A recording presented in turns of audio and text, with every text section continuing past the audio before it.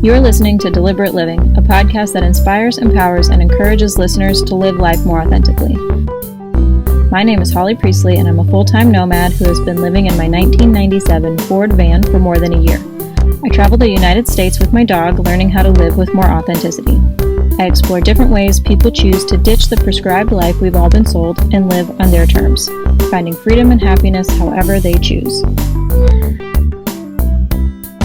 Hello, and welcome to another episode of the Deliberate Living podcast. I am your host, Holly Priestley, and you may notice that my background today is slightly different because I'm not in my van. My van is right there, if you're looking at the video, just the butt of it, and I am here with my friend Steph Sampson, and this is her van, and we are out camping near Helena, Montana, and decided to do this interview live so that you get both of us on one screen, and I'm really excited to be caravanning with you again.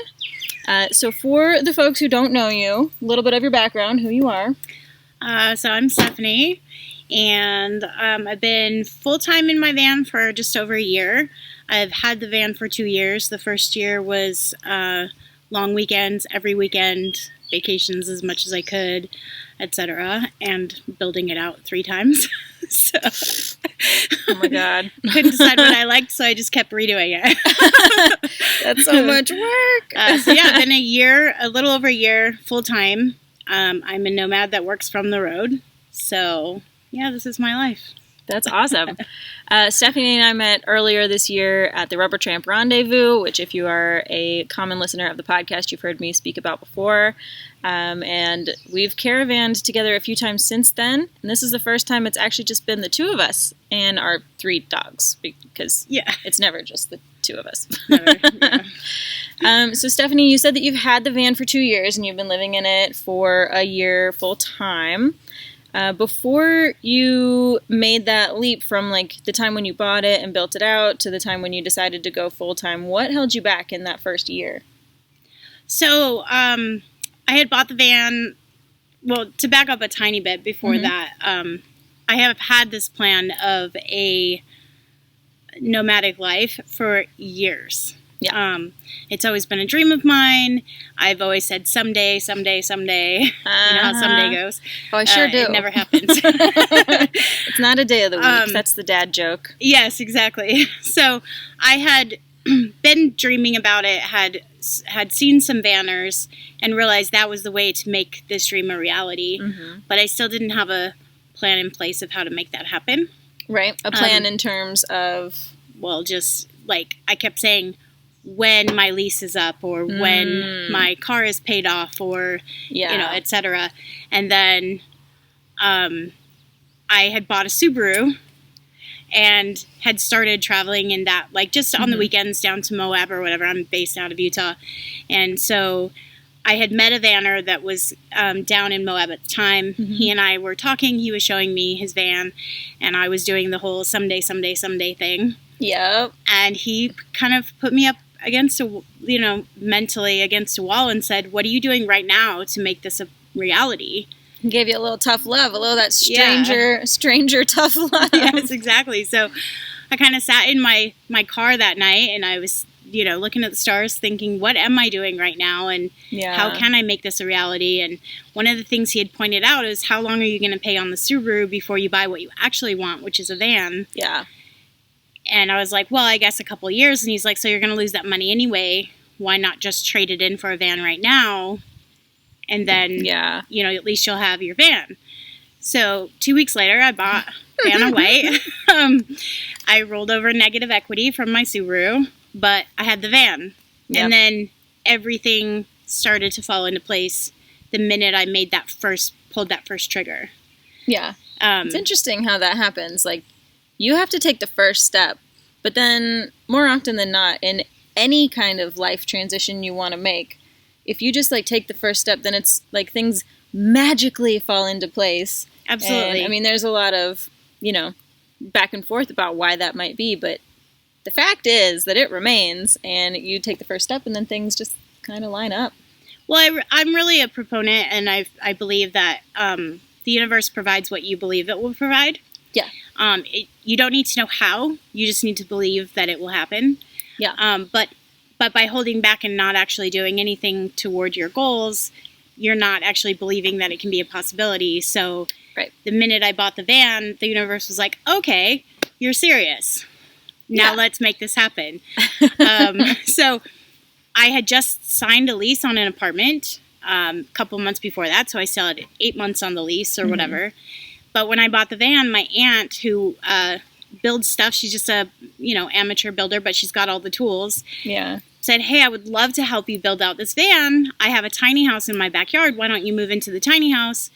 I'll help you build out the van. And then when you're ready, you can go from there. That's amazing. And so that happened. I was able to sublet my apartment and get out of the lease. And I moved into the tiny house and we started building the van out. And I started taking weekend trips and all of that and figuring out what worked in the van, what didn't work in the van, coming back, redoing some stuff, etc. And then I went to RTR and I spent 14 days amongst our people. And it's a really great experience. I've recommended it before. I will recommend it again. Yes. If you get the opportunity, you should go.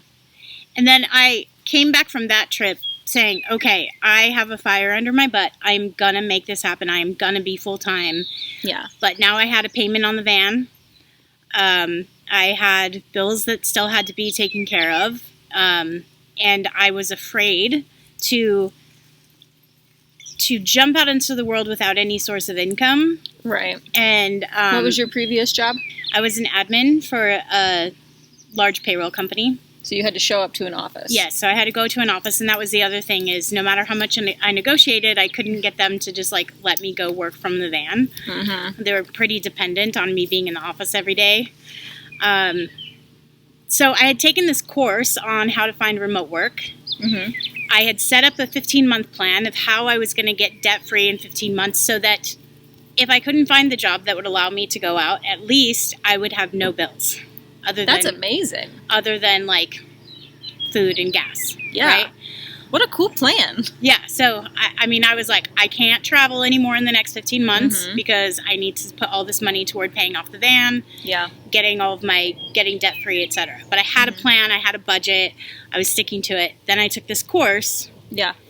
And it was basically just here's how you need to set up your resume if you're looking for remote work. Here's what you need to do on LinkedIn. Here's the types of jobs you could be looking for. Yeah. As an admin, I already had that for me. I could look for virtual admin positions. Yeah. But I did the things that they said to do on LinkedIn and on my resume. And a few days later, the company I work for now reached out to me from LinkedIn and said, we'd like to interview you for a virtual remote position. Yeah. Full-time.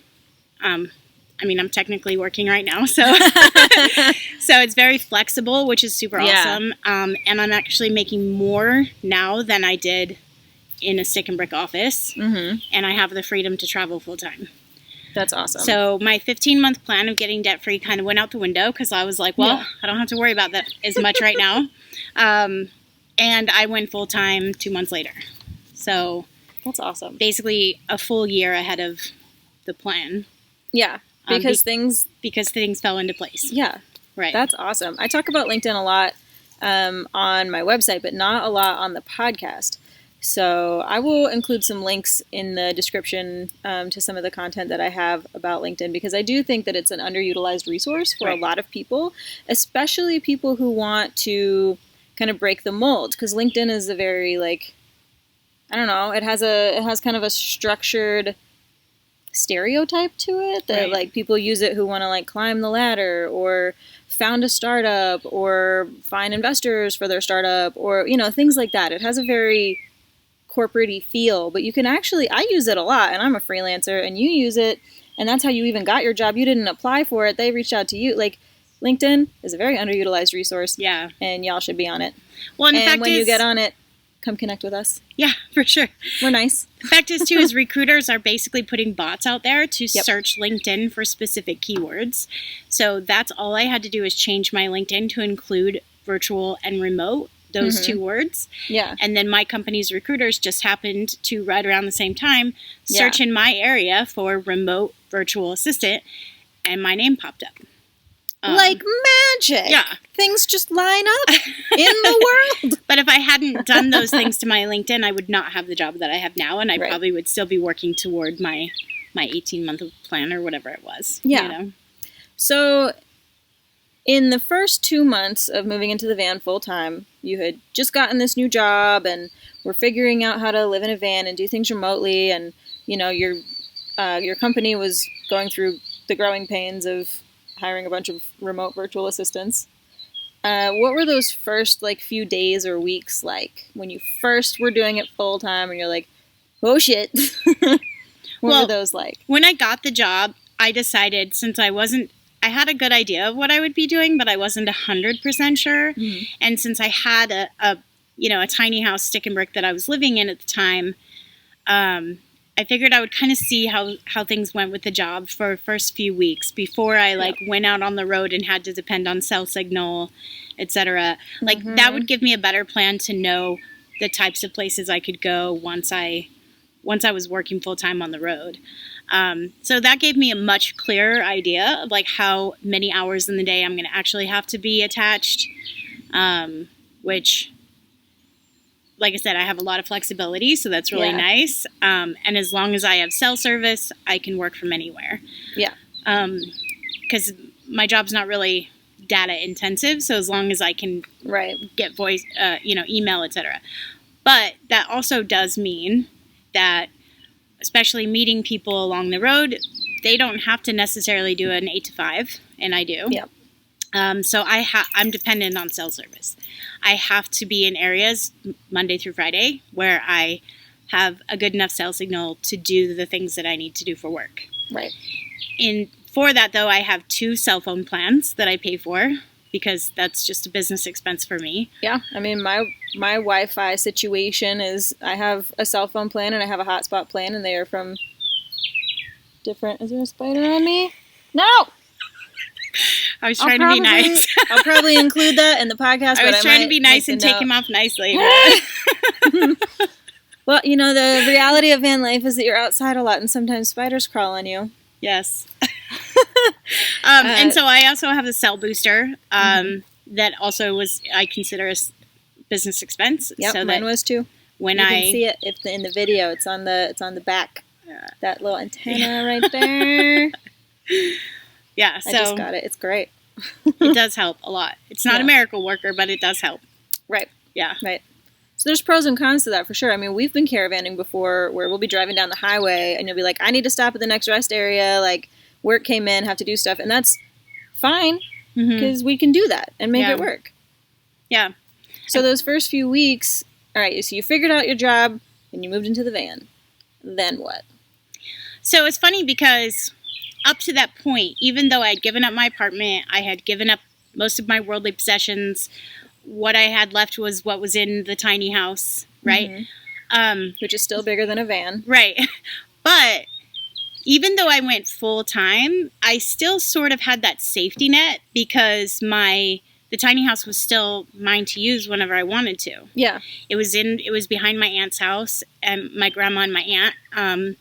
And so I always knew that I had that place to go. Even though I was full time in the van, there was still that mental safety net. Which is a good thing. Yeah. Yeah. And then 2 months into being in the van, I got a call that my grandma had probably 24 hours to live. Right. And so I drove 7 hours straight to get there. I got there, which was awesome. But it changed everything because then the house had to be put up for sale. There goes the tiny home. Yeah, there goes the safety net. And now this is it. I have my van. Yeah. And with situations the way they are, just housing situations and stuff with some of my family members, there's not really a place I can crash. Me and my dogs can crash for any length of time. So I find myself, even when I'm in home base with my family, like still stealthing in town and sleeping in my van and doing all those things. So so now it's real. Like now it's like, so for probably the last, 10 months, 11 months, it's been, that's my only option. And that's what it is. Yeah. And what's that like now that you're a year into full-time? And it's crazy because there's still, even a year in, there's still days when I'm like, I got to enjoy this while it lasts. Or you still have that like vacation mentality where you think like, oh, I have to go back to work at some point. And then I'm like, no, this is my life. Like, this is what I get to do every day now. Yeah, I do that too sometimes where like I'll not necessarily appreciate where I'm at because I'll be, projecting into the future too much. And it's like, no, you're doing it. This is fine. As long as you keep this going and you like roll with the punches and handle the shit that comes up, like you can keep doing this. Yeah, for sure. And there's days that are magical and there are days that are frustrating. Yep. And there are days that are beautiful like this, where we get to be near a lake. And then there are days when I sleep in Walmart. Yep. Or on the side of a road somewhere, hoping I don't get a knock at 2:00 in the morning. Yeah. I mean, all those things are pros and cons. But the pros definitely outweigh the cons. Yeah. Every day of the week. Can you think of any more like specific pros and cons? Pros being you can have beautiful days, cons being you might spend the day in the Walmart parking lot, which we did earlier this week because van life is not always this. It's not always. We would not be recording this in a Walmart parking lot, tell you that much. It would be way too noisy for a podcast. Yes. So, I mean, obviously the big cons are I don't have a shower. Well, sort of. So, on top of my van, somewhere there is a rooftop shower, but it's an outdoor shower, obviously, so pros and cons of that. It's very freeing to shower in the outdoors, but it's not quite as easy or as nice as just turning on hot water in a house and sitting there for a half an hour, enjoying it. So you definitely have to be a lot more mindful about the amount of water you're using, how quick you're showering, all of that. So pluses and minuses there too, not wasting water, etc. The bathroom situation, obviously, it's not really a con for me because I've just gotten used to it. It's just what it is. But obviously you have to think a little bit more about where and when and how. It takes a little getting used to. And everybody has their own ways of doing it. And that's one of the most fascinating things you learn at van gatherings like RTR, which is not sponsoring this in any way. I am just a big fan of it.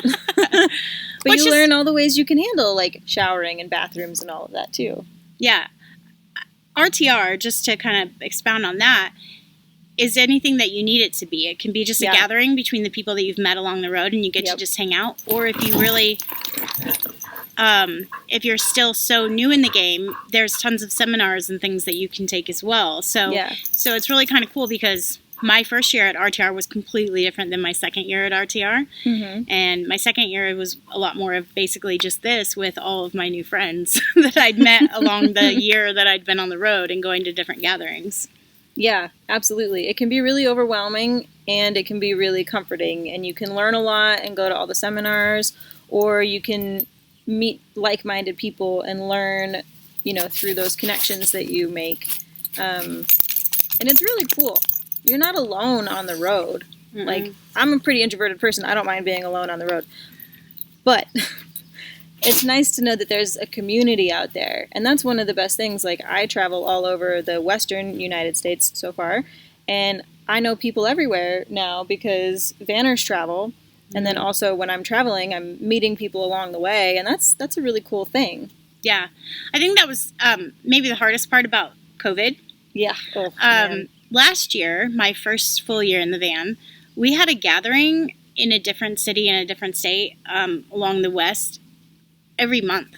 And so even if you were alone for a couple weeks, you had a gathering to look forward to where you would get to either see your friends that you've met at other gatherings or get to meet new friends.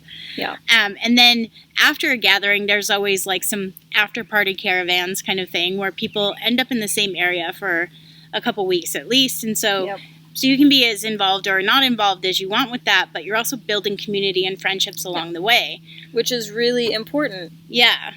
Because I love being alone as well, but when you do that for 3-4 weeks at a time, it can kind of be like, well, I need someone to talk to other than my dogs. Yep. You find yourself starting to like try to talk to random people at a grocery store. Do you want to hear my life story? Because I need to talk to somebody. Oh my God, you made eye contact. We're best friends. Yes, exactly. And the cool thing about that, too, is that it's been so nice to meet people on the road like you and like other people that I've met where if I am having a hard day, I can call on a friend that is living the same situation and say, hey, I just need someone to talk me off this little ledge that I'm on. I'm going to set my van on fire and I need you to not let me do that. Yeah. Or even just reaching out like, I don't know how to fix this problem or this is happening with my van. Anybody know how to fix this? Like, that's been great. Huge. Yeah, especially, I mean, your van's a little newer, so I imagine, although this is not based in science at all, that you have fewer issues that come up. My van is a little bit older, and things just kind of happen to it, and, you want to figure out how to fix those on your own, because sometimes you can't get to a mechanic, or you can't afford a mechanic, and it's always good to, like, know your own rig better and better. So. Well, and that's part of the reason that I did buy a van that I had payments on is because, first of all, I had to get out of my Subaru. And the only way to do that was to either pay it off by myself, which I didn't have the money to do, or to roll it over into another loan. But also I wanted to have something that was for sure going to be reliable. Yeah. Because I didn't want to have to worry about having this lifestyle come to an end because my van broke down on the side of the road and I had no way to fix it and no money and whatever, Yeah. So that was something that was really important to me. Yeah. But I know a lot of vanners that throw caution to the wind and they buy a 1978 really cool, awesome van that I would love to have. But also like that are just not as reliable and that you may have to worry about. You have to be a mechanic for some of those. Like for my van, it was really important for me to be able to pay it off. Mm-hmm. And like, I don't have payments on it, but also I needed it to be reliable because I'm not a mechanic. So like, I had to find a sweet spot in the middle and like, it definitely breaks down. Like right now, it doesn't want to go into park. So sometimes it rolls if I'm not on a flat surface. Or it like doesn't want to start until I wiggle it into neutral. Like, do these things just happen? It's the quirks. Just a small problem, fixable by myself probably. Yeah. Yeah. We can fix it. We got girl power. We'll figure it out. Yeah. I mean, I have the part. I just need to put it in the engine. Anyway, speaking of being able to afford, a van with a payment and or, the mechanical issues that come with a van without a payment, do you have any idea of what your monthly bills are for, like, living this lifestyle versus, like, what your income is? What does that look like for you? How do you sustain it? So I'm not going to lie. I have never really been a saver and a budgeter. That is part of the other reason why I didn't want to have to worry about doing gig work or finding, I didn't want to have to do gig work and I also didn't want to have to be stuck in a spot for any length of time. The whole point is I wanted to travel. So I wanted to be able to find a job where I could do that and also hopefully not have to worry about money as much, right? Yeah.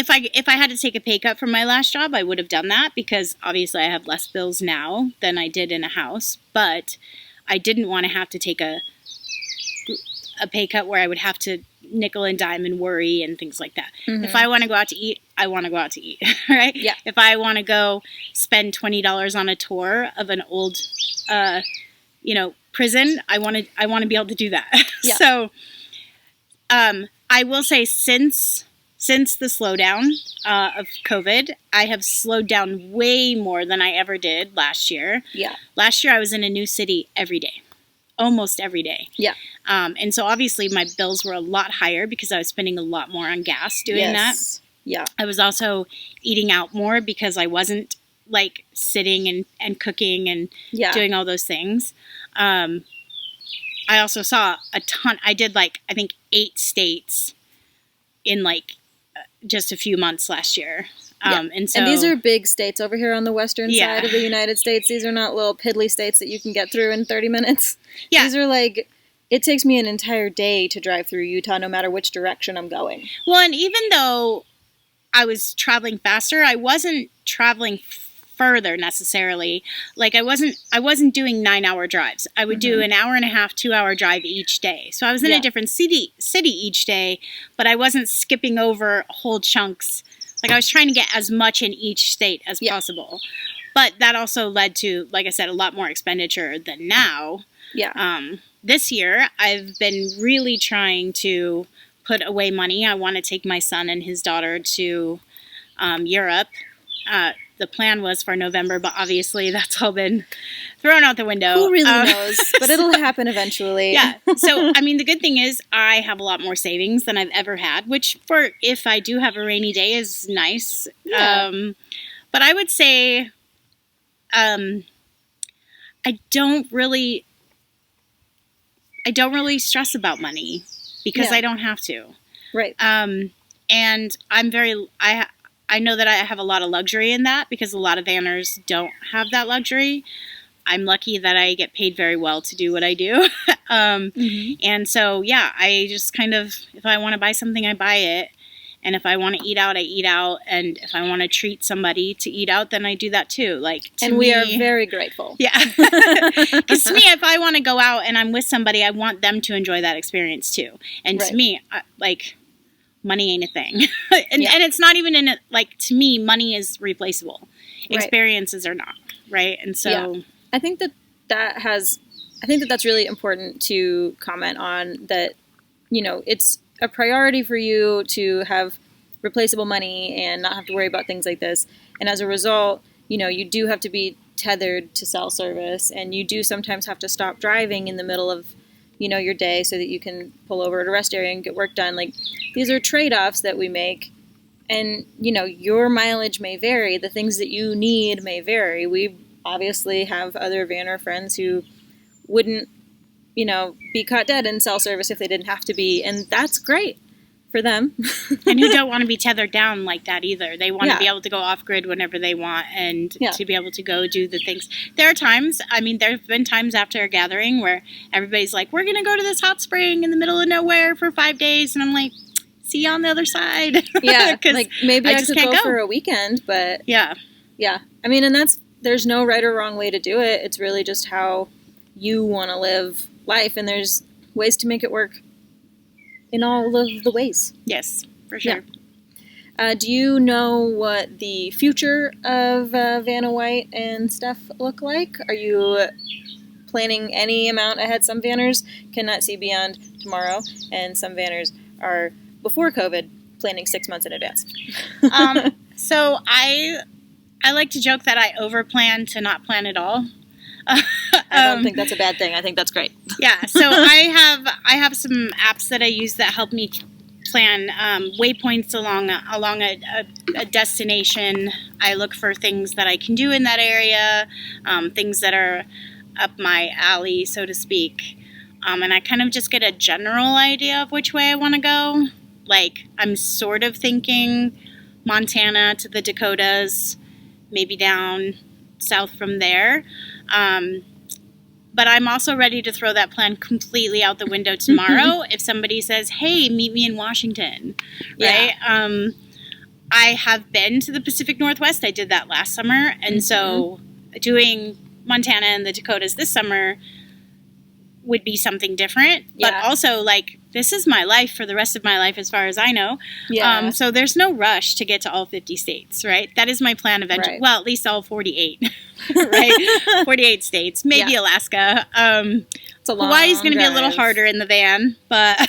Not impossible, but yes, a lot trickier. Maybe not worth it. Yeah, so obviously, But yeah, so it's I do plan a general route. I look for things that are cool in that area to, along that route to do, or even within a couple 100 miles of that route. And then I kind of take it from there. I've learned the last year that pushing myself to go too many places and try to keep to a schedule is just it's not fun. Yeah. And you get burnout a little bit, travel burnout. And so... Yeah, things stop being as cool. Yeah. And you're not really seeing anything because you're just oh, check that off the list, check that off the list. That's exactly how it goes. It's I need to go here, I need to go here, I need to go here. And then you go and you're all right, I've been here, on to the next place. And it's more of a list checking off than an experience that you're in.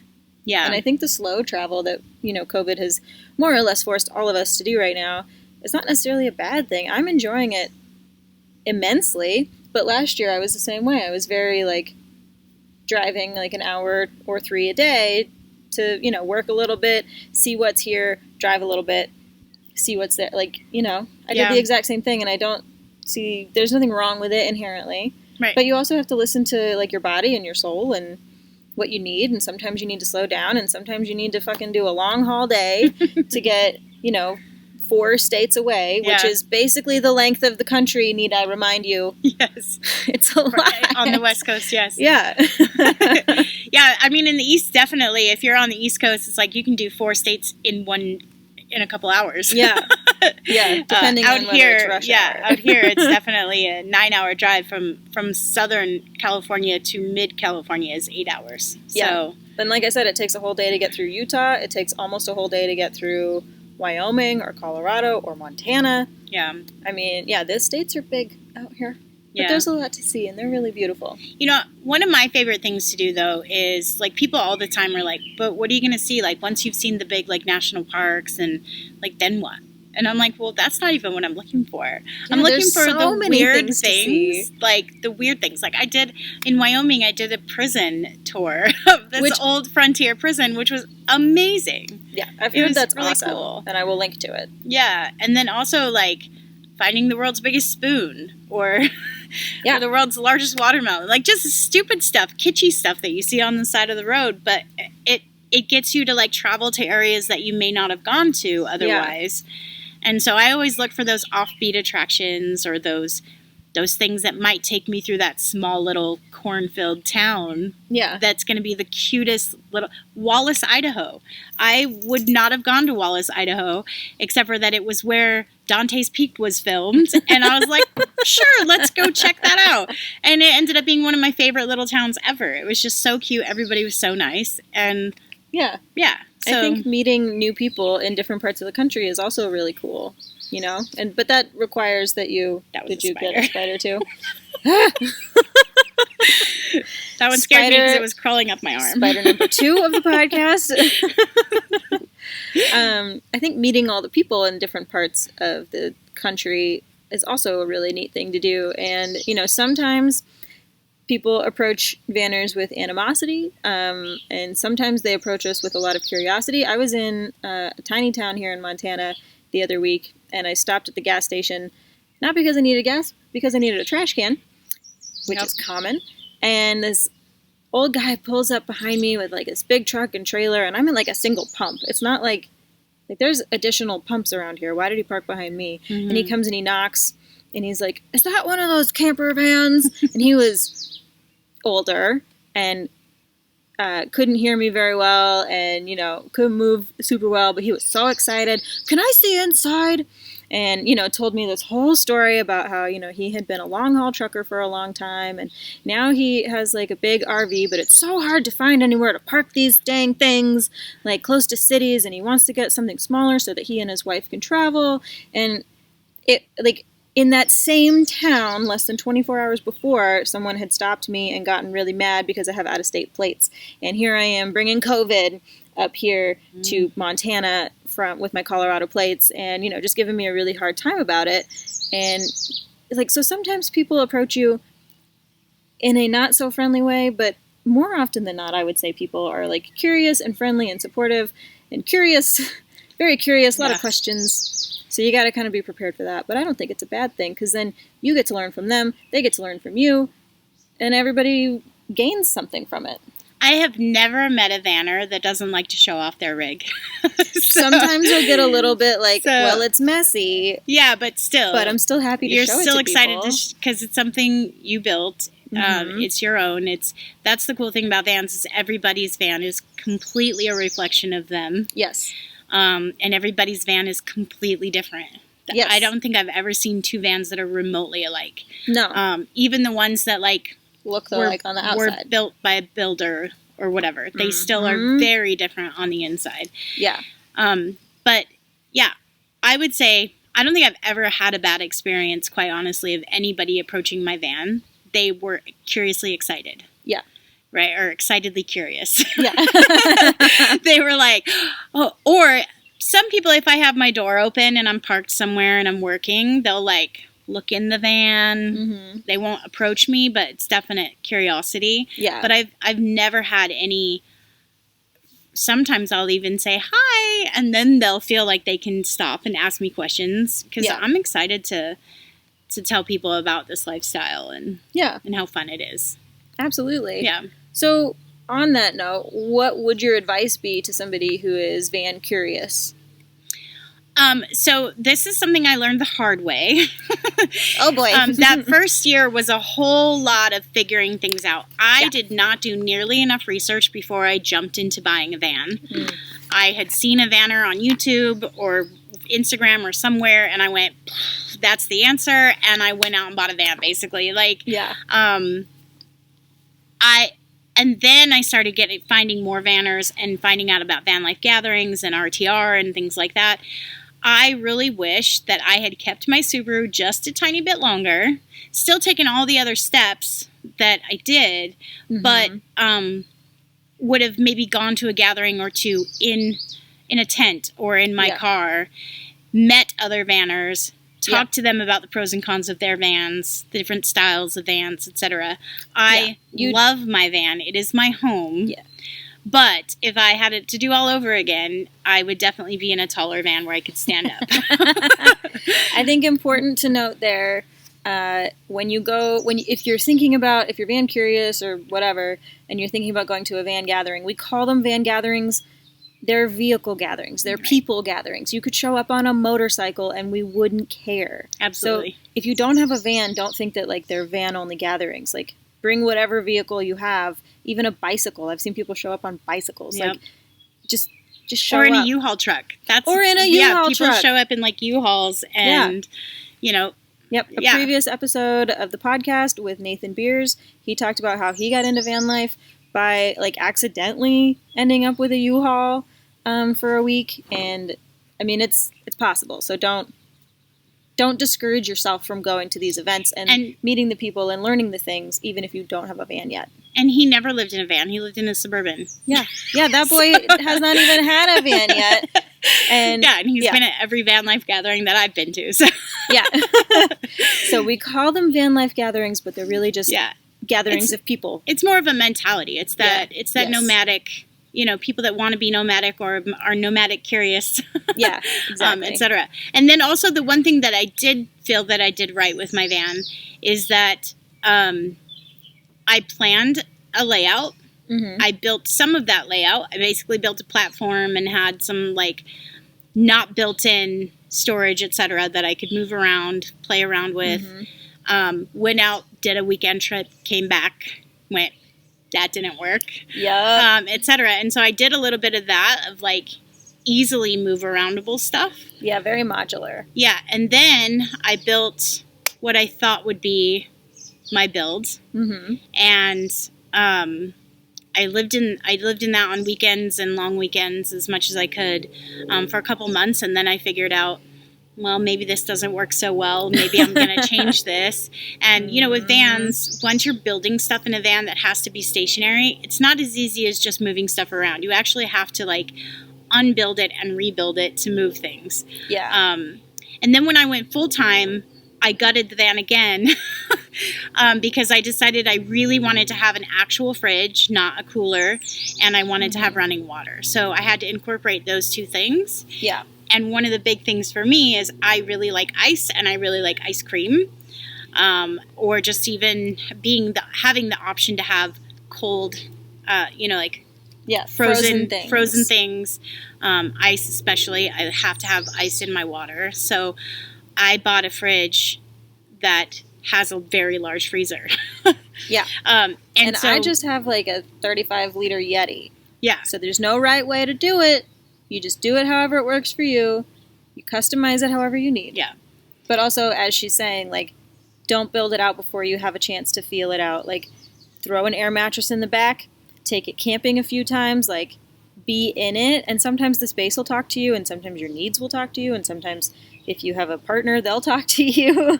But yeah, don't just, there's no such thing as the right layout. Right. You need what's right for you. Mm-hmm. And don't be afraid to tear it all out and rebuild it 3 times in a year. Or 4 soon. Or 4, which I think There's just a couple things I'd like to change about the van, for sure. But again, you can't just, change a couple things. You have to unbuild it. Yeah. Well, this one will be less. I'm basically just going to be changing the bed style. Right now I have a static twin size bed that I would like to change into a couch pull-out style. Yeah. Which sounds like it shouldn't be too hard, but I've been down this road. Mm-hmm. Anything that you think will take an hour will take 5. Yep, that's true. That's van math. That's how that works. Van math. Yes. Yeah. And we'll share some pictures of her build in the blog post that goes with the podcast. For sure. So is there anything else you'd like to add? Where can people find you on the internet if they want to come follow you? I am the Van Life Chronicles. Make sure you put in the before. I had originally started that. I thought originally that I was going to do a whole blog, the whole 9 yards, the website, maybe even YouTube, all of that. Since then, I've decided that actually experiencing living in the van is more important than documenting it necessarily. So I do have a website, thevanlifechronicles.com, but it's got one blog post on there. So maybe someday I'll build on that. But because I was wanting to have all of that, I had to find something that had a URL that was available, and Van Life Chronicles was not available, so I had to add the. Yep. Since then, somebody has gone on Instagram and Facebook and created accounts under Van Life Chronicles. Mm-hmm. So I am the Van Life Chronicles. The Van Life Chronicles. Yes. And it's Stephanie and Zoe and Jessa. So. Love it. Zoe and Jessa are my puppies. And they are so cute. And they are so cuddly, and they like being in laps, which I appreciate because my dog is a little big for laps. Yeah. Well, thank you so much, Stephanie, for being a part of the Deliberate Living podcast. Always love neighboring with you. Yes, for sure. And I hope you guys got something out of this podcast. If you have any questions for Stephanie or myself, feel free to leave them in the comments or drop us messages. And tune in next time. Bye. Bye. We've reached the end of this episode of Deliberate Living. You can find the show notes and everything we referenced over on my website, and be sure to subscribe wherever you listen to podcasts on YouTube, or sign up for email updates every time something new is published. I'll see you next time on Deliberate Living, and until then, keep your life on the DL too.